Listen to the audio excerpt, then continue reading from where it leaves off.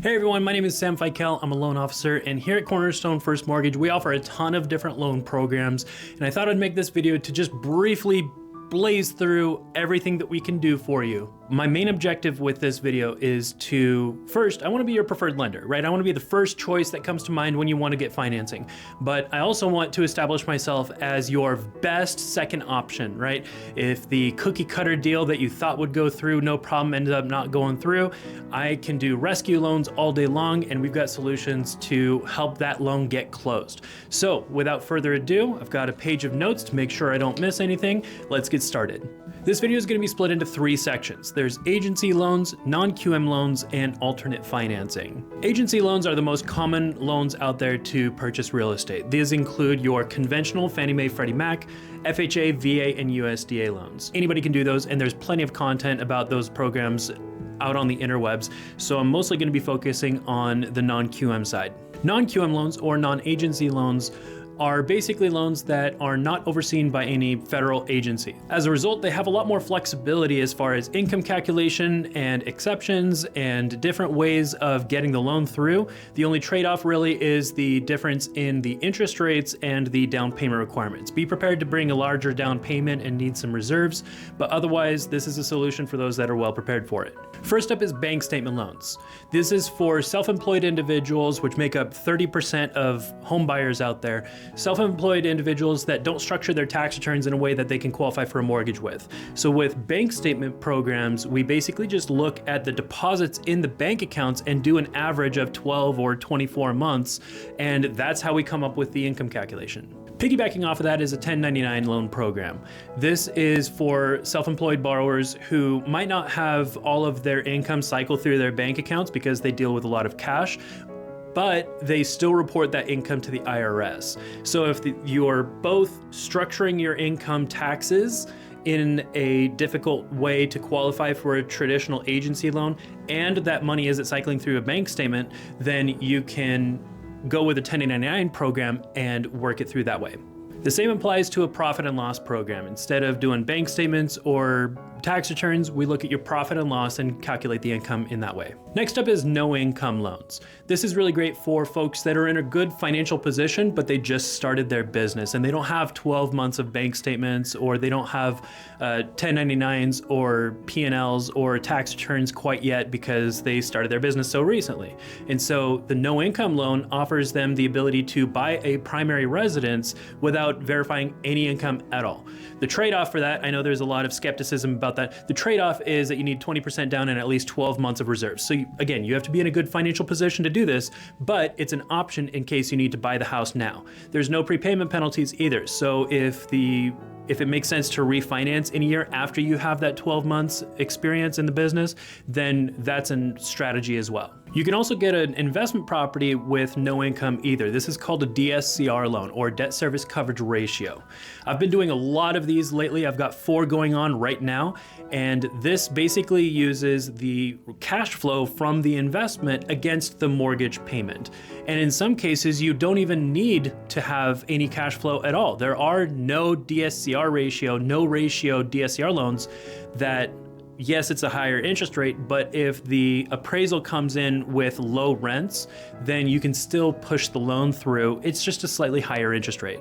By the way, I know I'm talking about these programs in regards to purchases, but you can also use these programs for refinancing, whether that's a rate term refinance, getting out of a hard money loan, or doing cash out and pulling equity out of the property without doing like a high rate home equity line of credit. It's a higher rate than a conforming loan, but a lower rate than a HELOC.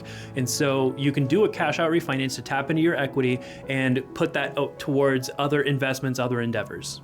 Next up is asset-only loans or asset depletion. This is where folks have a ton of money in the bank, but they don't want to buy the house with cash. They still want to keep that leverage of a mortgage. And so if you have a lot of money, we can do a division, take the balance, divide that by 60 or 84 months, depending on the investor and the specific terms and details around there.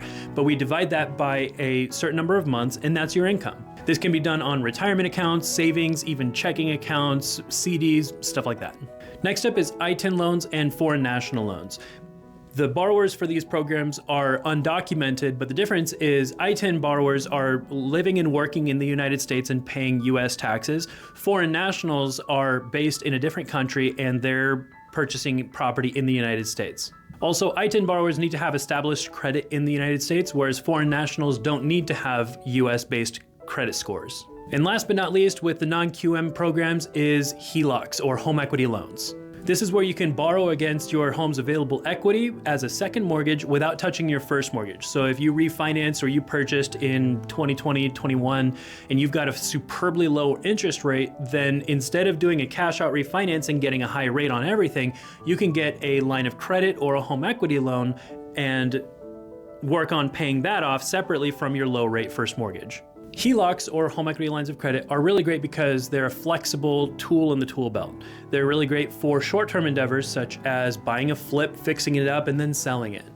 Or using even as an emergency savings account. Not that I recommend doing that. That's a terrible way of managing your finances, but it sure beats going into foreclosure or bankruptcy. Home equity loans are really great for more long-term options. So if you want to start a business and you need seed money, you can use your home's equity to do that, and then over the years you work on paying that down. You can also use home equity loans for making home improvements that you plan on living, like you plan on keeping the house for a while, but you want to make the home improvements now. Or if you want to invest in real estate, use it as a down payment on an investment property or something like that. So those are non-QM loan programs. Next, let's talk about some alternate financing. Alternate financing includes private equity, such as doing bridge loans, fix and flip loans, mixed use, commercial properties where somebody's going to live in part of it and operate a business out of the other part of it. We can do large multifamily up to 100 units.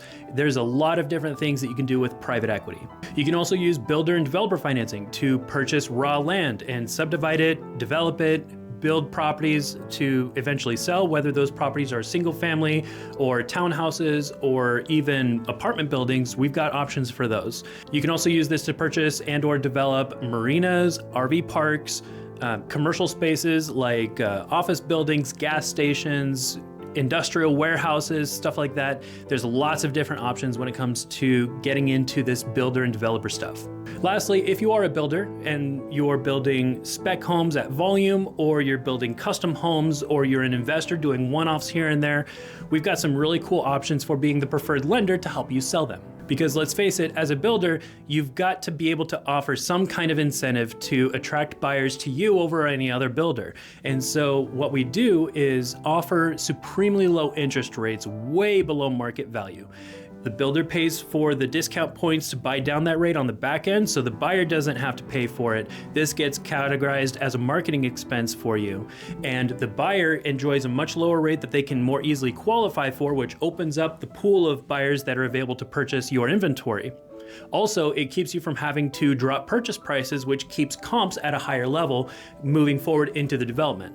The best part is that it's extremely low risk for the builder to do this, but you open up a larger buyer pool, you incentivize buyers to go to your development instead of somewhere else, and you've got a consistent lender that'll provide regular updates for all of your buyers that are going into your development and building homes. And there you have it. Those are the programs that Cornerstone First Mortgage offers to buyers, agents, builders, and anyone in between.